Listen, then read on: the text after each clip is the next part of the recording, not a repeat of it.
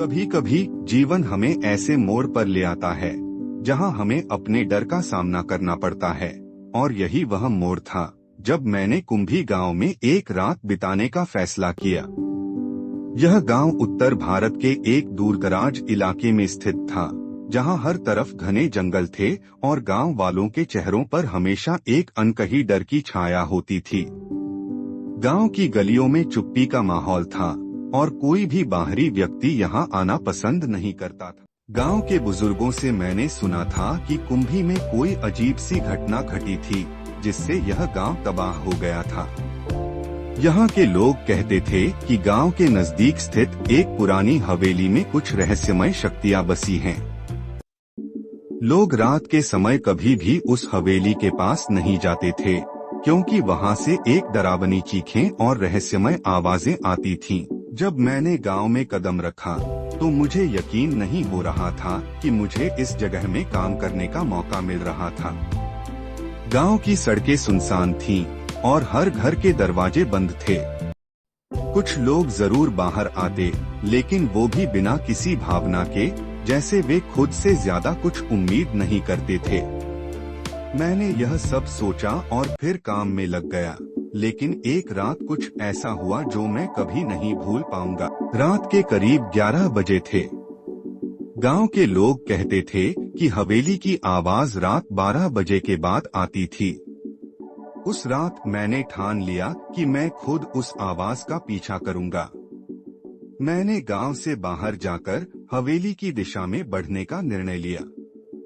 हवेली की ओर जाने के रास्ते में घना अंधेरा था और जंगल की आवाजें जैसे कुछ कहने को बेचैन हो रही थीं।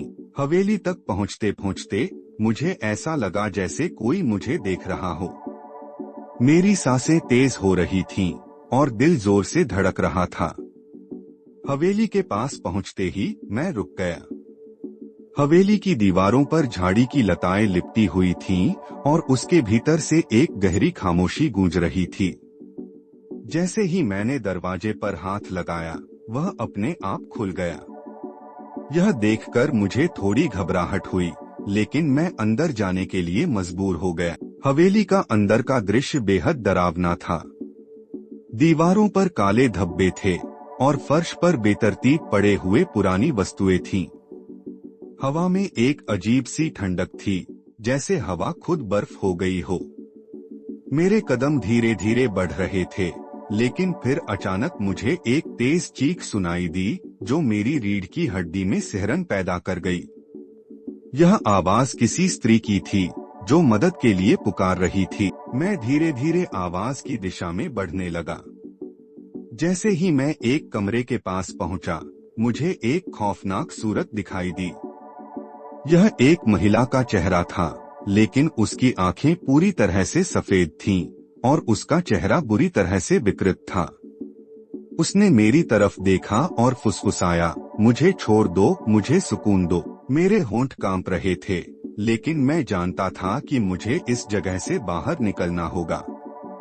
जैसे ही मैंने पलटकर भागने का मन बनाया, कमरे की लाइट्स झपकने लगी। अचानक कमरे के कोने से कुछ चीजें उड़कर हवा में घूमने लगीं, जैसे किसी अदृश्य शक्ति ने उन्हें हिलाया हो। मुझे यह समझ में आ गया था कि यह हवेली कोई सामान्य जगह नहीं है। हवा में एक अजीब सी गूंज थी और जैसे ही मैं दरवाजे तक पहुंचा, अचानक दरवाजा बंद हो गया।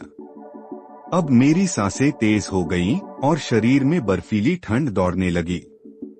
लेकिन मैं बिना सोचे समझे दरवाजे को धक्का देकर बाहर निकलने में सफल रहा। जैसे ही मैंने कदम बाहर रखा, वह महिला फिर से मुझे घूर रही थी और फिर वह धीरे धीरे हवा में विलीन हो गई।